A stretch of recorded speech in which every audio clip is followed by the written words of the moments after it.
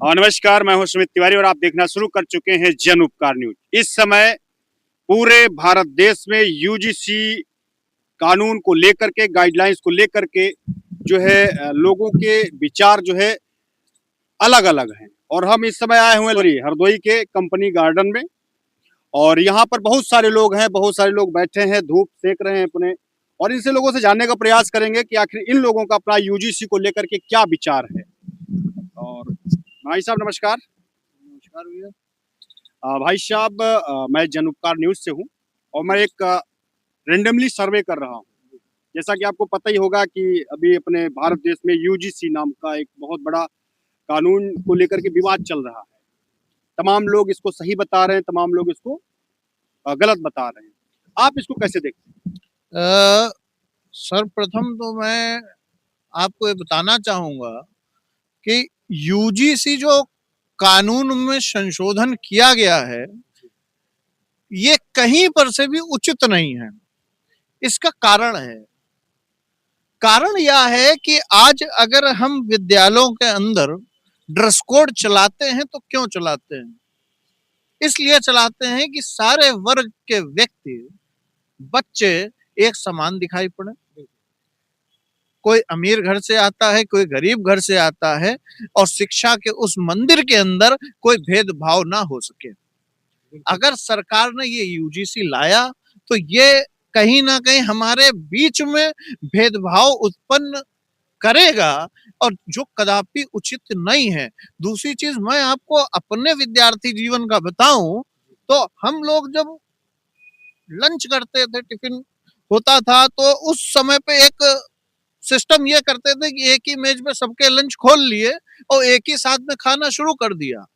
अगर आज यूजीसी जैसा कानून आ जाएगा और शिक्षा के मंदिर में जातिवादी बीज हमारे मन में बो दिया जाएगा तो क्या होगा? कल का भविष्य किधर जाएगा? हम तो ये चाहते हैं कि ये जो निर्णय लिया गया, जिस तरीके से सोचा गया, लेकिन मेरा पॉइंट ऑफ व्यू ये है कि इससे जातिगत चीजें फैलेंगी और एक राष्ट्रवादी युवा जो तैयार हो सकता था वो जातिवादी युवा बन के रह जाएगा। इसलिए यूजीसी कानून को वापस लेना चाहिए। तो अभी सबसे बड़ा तर्क लोग दे रहे हैं, जो लोग इसके खिलाफत में है, जो रोक लगाई है सुप्रीम कोर्ट ने, लोग कह रहे हैं कि जो है सवर्ण जो है ये बहुत दिनों से जो है जातियों के नाम पर, पहले तो इन्होंने जातियों के नाम पे बांटा, उसके बाद जातियों के नाम पे शोषण करते हैं। आज भी यूनिवर्सिटीज में जो है जातिगत भेदभाव के आधार पर जो है बहुत सारे केसेस होते हैं, लोग आत्महत्या तक करते हैं। देखिए, जहां तक सवर्ण की बात है तो मैं आपको बता दूं, मैं भी सवर्ण हूं। मेरा नाम देवव्रत मिश्रा देवा है और विगत 10 से 12 सालों से मैं खुल के हिंदुत्व पर काम करता हूं। हिंदुत्व के जो भी विषय होते हैं, चाहे वो किसी भी जाति वर्ग के हों, मैं सबसे आगे आके उन मुद्दों को उठाने की कोशिश करता हूं।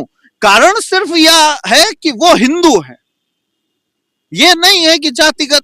अगर सवर्ण ऐसा होता, मैं तो कहूंगा, मुझे औरों का नहीं पता, लेकिन मेरे हिसाब से तो सवर्ण एक वो वर्ग है जो समाज में व्याप्त बड़े मुद्दों को चिंतन मंथन करके, अपना घर फूंक के, और खास तौर से अगर ब्राह्मणों की बात करें तो हम लोगों का तो काम ही रहा है ज्ञान देना। अच्छा, इसमें एक और देवव्रत जी आपने बताया, देवव्रत मिश्रा जी, लोग कहते हैं कि जो लोग विरोध करते हैं, मैं डायरेक्टली कहता हूँ, जो लोग विरोध करते हैं यूजीसी कानून का, उन लोगों का तर्क ये भी है कि सर, जो अपने प्रशासनिक पद हैं, सबसे ज्यादा पदों पर जो है सवर्णों ने कब्जा कर रखा है, सबसे बड़े बड़े जो अधिकारी हैं वो सवर्ण है। क्या कहना चाहिए? देखिए, इसमें दो बातें हैं कि आरक्षण आज भी लागू है, और आरक्षण के बाद में भी अगर इतना पढ़कर कोई व्यक्ति उस पद को हासिल कर रहा है तो वो उसके योग्य है,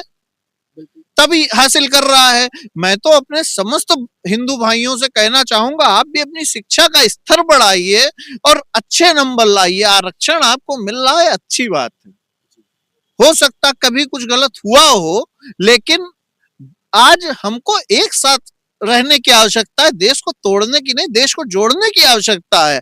आप विश्व स्तरीय बात कर रहे हैं, आप विश्व स्तरीय स्थितियों को आकलन करिए कि कहां जा रहा है विश्व। आज भारत खुद में विभाजित होता जा रहा है, जातियों में विभाजित होता जा रहा है, ब्राह्मण वर्ग के अंदर हम विभाजित होते जा रहे हैं, तिवारी मिश्रा, अरे क्या है, हम सब भारतीय हैं, हम सब हिंदू हैं, इस पे बात करिए ना। और रही बात मेरिट में कोई आगे आ रहा है तो यार उसने अच्छा प्रयास किया है, उसने अच्छे से पढ़ाई की है तभी वो आगे आ पाया है। तो मैं तो साफ कहना चाहता हूं कि अगर सवर्णों में कोई आगे आ रहा है तो और सब जो लोग हैं उन सबको भी कड़ी मेहनत करनी चाहिए और आगे आना चाहिए। बिल्कुल सही बात है देवव्रत जी, आपका बहुत बहुत धन्यवाद। अन्य लोगों से भी जानने का प्रयास करते हैं कि इस यूजीसी कानून को लेकर के क्या मत है। दादाजी नमस्कार। नमस्कार।